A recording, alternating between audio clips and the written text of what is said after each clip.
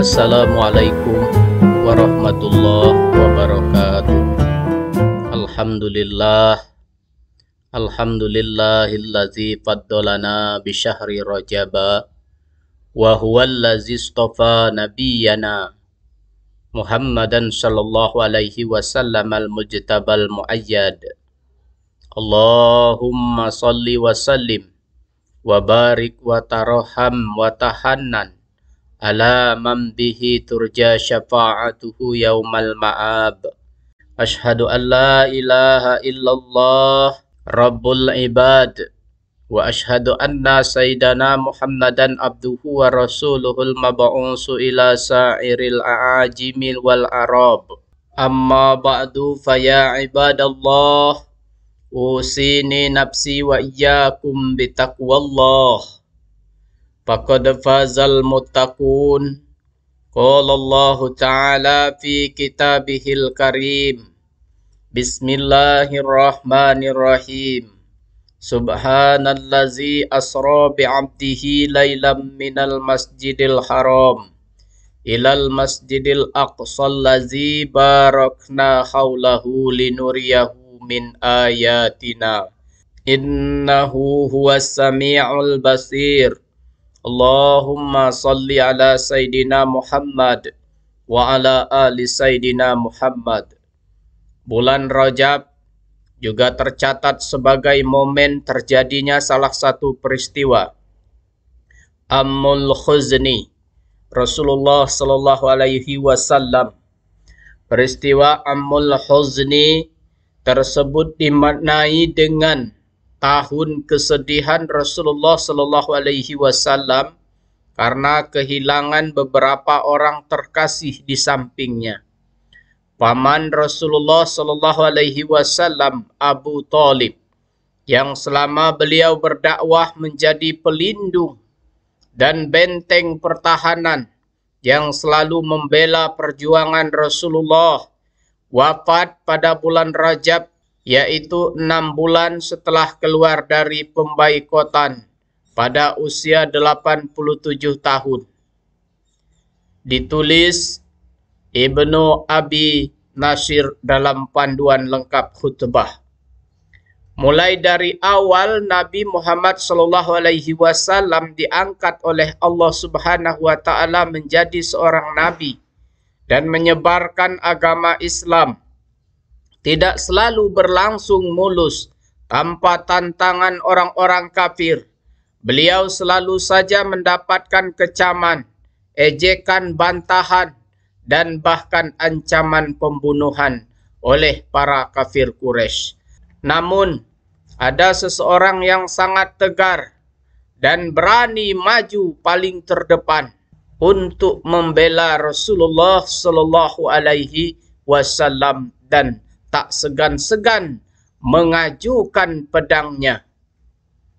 Orang itu adalah Abu Thalib, keluarga Nabi Muhammad sallallahu alaihi wasallam, meski tidak mau masuk Islam sampai akhir hayatnya. Setelah Abdul Muthalib, kakek dari Nabi Muhammad sallallahu alaihi wasallam, meninggal, beliau diasuh oleh pamannya yang bernama Abu Thalib sampai dewasa.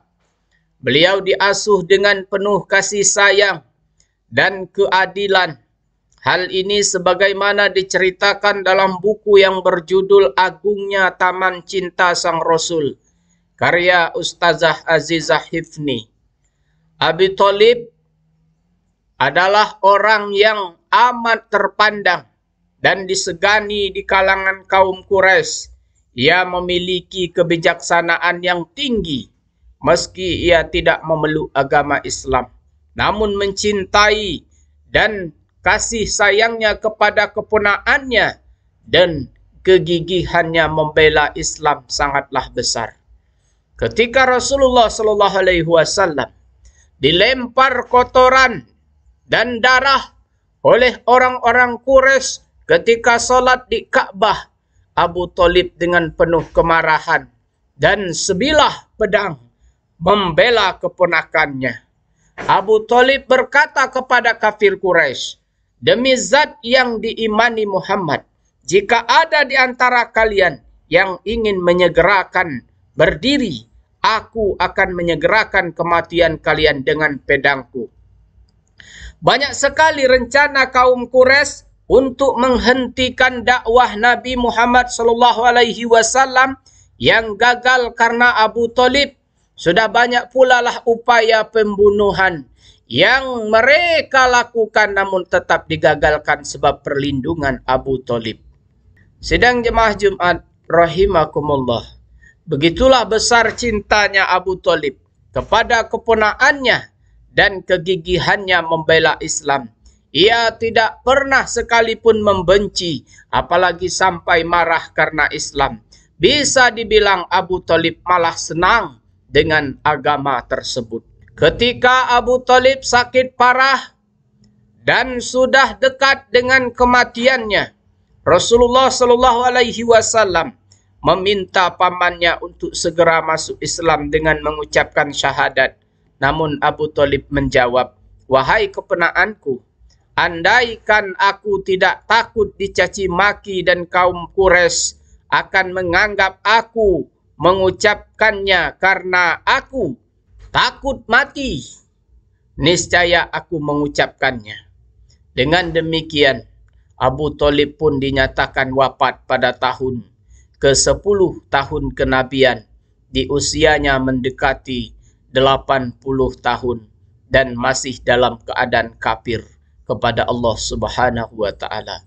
Sebab kasih sayang Nabi Muhammad SAW kepada pamannya itu, beliau sampai berjanji untuk pamannya.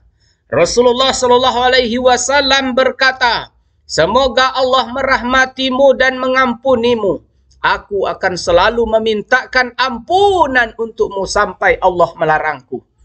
Lalu Allah menurunkan sebuah ayat kepada Nabi Muhammad SAW untuk menghentikan janji tersebut.